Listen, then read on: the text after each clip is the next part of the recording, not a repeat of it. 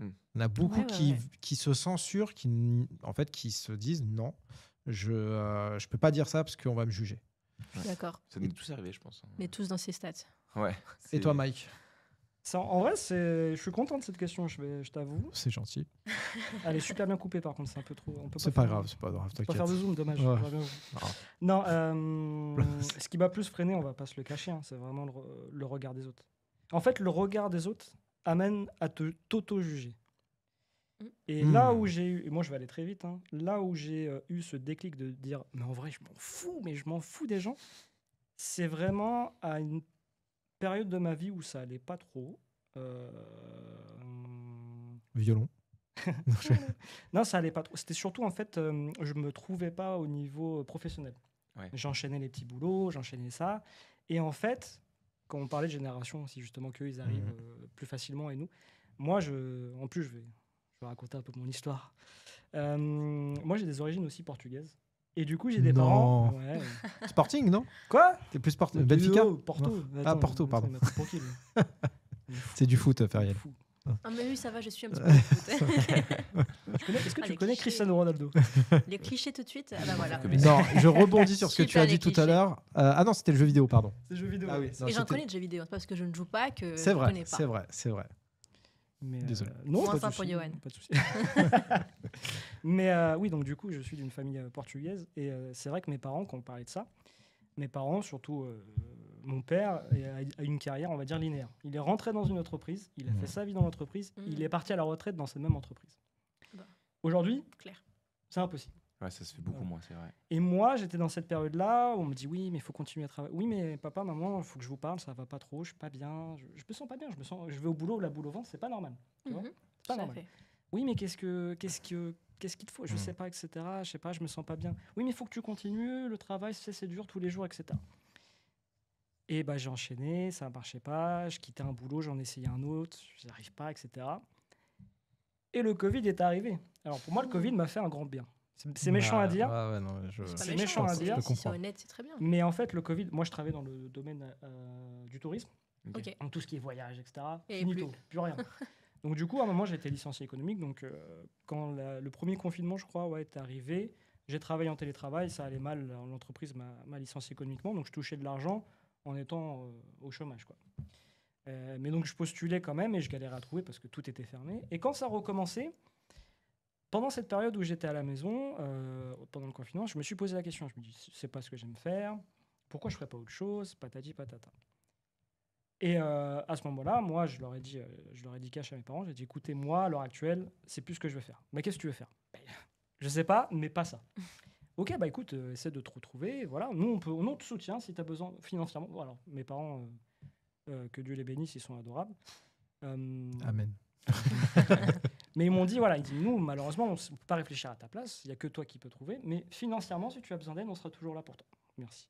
Super. Donc là, je regardais, etc., je réfléchissais, et bon, j'ai écouté les copains, j'ai écouté un pote à moi, qui m'a dit, mais peut-être en vrai, Michael, c'est peut-être que tu as vécu une mauvaise expérience, que tu n'es pas bien, etc. Est-ce que tu rentrerais pas dans ce domaine-là après la fin du Covid? Je dis, tu crois? Il m'a dit, bah, c'est peut-être juste que tomber sur des mauvaises personnes, un boulot pas excitant, etc. Et c'est là où il y a l'autocensure, où je me suis dit, non, mais je sais qu'au fond de moi, j'aime pas. Je le sais. Mais après, son raisonnement est pas mauvais. Est-ce que je l'écouterai pas? Et je me suis dit, écoute, t'as raison, je donne une dernière chance à ce milieu-là. J'ai fait un boulot en intérim. J'ai signé pour un contrat de 2 semaines, je crois, ou 1 mois et demi. En une semaine, en 4 jours, j'ai dit non, je veux pas. J'ai dit à la dame, je dis écoutez, je m'en vais. Comment ça, tu t'en vas? Tu reviens demain? Ah non, non, je ne veux plus revenir. C'est pas vous. Vous êtes gentil, c'est pas les clients ou autres, c'est ce travail, je ne veux plus faire ça. Mais tu vas faire quoi? Je sais pas, mais je m'en vais. Et donc je suis parti, et là, sur le chemin du retour, j'ai appelé mes parents, parce qu'à cette époque-là, j'habitais encore chez mes parents. J'ai dit écoutez, je viens de quitter ce job, je rentre.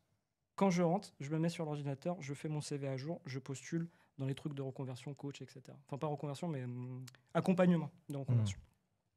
On dit, ah, mais il s'est passé quelque chose. Bon, tu connais les parents, hein. Il s'est passé quelque chose. Non, non, je sais ce que je veux maintenant, j'y vais. J'y suis allé, etc. Je suis tombé sur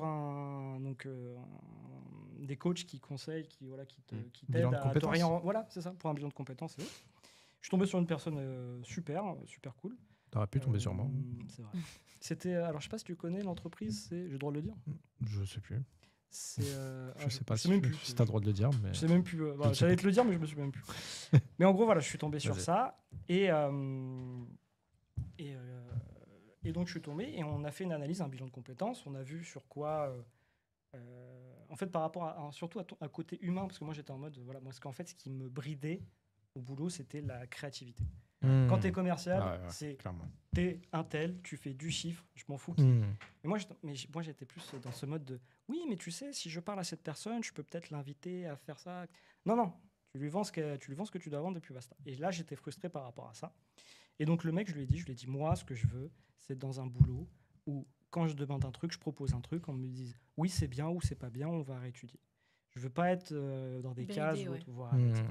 Il m'a dit ok, pas de souci, on va travailler, on va voir, etc. Et après, il m'a fait un petit bilan. Il m'a dit bah écoute, tu serais bien dans ça, dans ça, dans ça. Et je dis et pourquoi pas. Il m'a proposé la communication. Je dis mais la communication, c'est une bonne idée. Et puis je me suis lancé dans ça. Et je me suis un peu éloigné du sujet. Non, Mais ça regard- reste dans le thème. Hein. Le regard que j'avais, surtout quand je disais que c'était une période qui allait pas mal, c'est qu'à l'époque, j'étais avec une personne et ça allait pas bien entre nous. Et en plus de ça, je me dis mais en fait, je suis avec quelqu'un. Je sais pas où je vais. La personne, qu'est-ce qu'elle va dire à ses amis ou socialement à sa famille? Bah, je suis avec Mickaël, il a pas de taf, il sait pas ce qu'il veut faire, ceci, cela. Tu vois, le fait de se dire ce que vont penser les gens que je côtoie, même mes parents, ah, et comment il va Mickaël? Bah, il est à la maison. Ouais. Le fait de se dire, les gens, la honte que je donne aux gens, même pas moi, parce que moi, mes potes vont me dire, bah ça va, bah écoute, je galère un peu, ouais, pas de souci, écoute. Mais le fait que les gens aient honte de moi, c'est là où je me suis mis mal pour les gens. Et c'est après où j'ai ce déclic de me dire, on a rien à foutre, pardon du mot, mais dans tous les cas, quand ça va, les gens vont dire des choses sur toi, et quand ça ira pas, les gens vont dire des choses sur toi. Toujours. Donc, je le dis à la caméra, on s'en fout des gens, on s'en fout. Exact. On s'en fout de la vie des gens. Si ça arrive à tout le monde d'avoir peur du regard et autres, faites ce que vous avez à faire. Vraiment. Voilà, pas d'autres phrases. T'étais pas trop d'accord sur le... Un peu sceptique sur... On s'en fout du regard des autres? Ouais, dans le sens où il faut savoir faire ses propres choix, etc. et vraiment aller de l'avant. Mais je pense qu'on est dans une société et il ne faut pas que la société nous bride, mais il faut aussi prendre en compte ce regard de la société, dans le sens où parfois, oui, c'est vrai que ça va être vraiment, ça va nous freiner, etc. Parce qu'on va se dire qu'il y a ce côté normalité, ces normes qu'il faut entrer dans les cases, etc. Et à ce moment-là, oui, ça va nous freiner, mais il faut aussi prendre en considération tout ce qui nous entoure, le contexte social, tous les contextes qui nous entourent.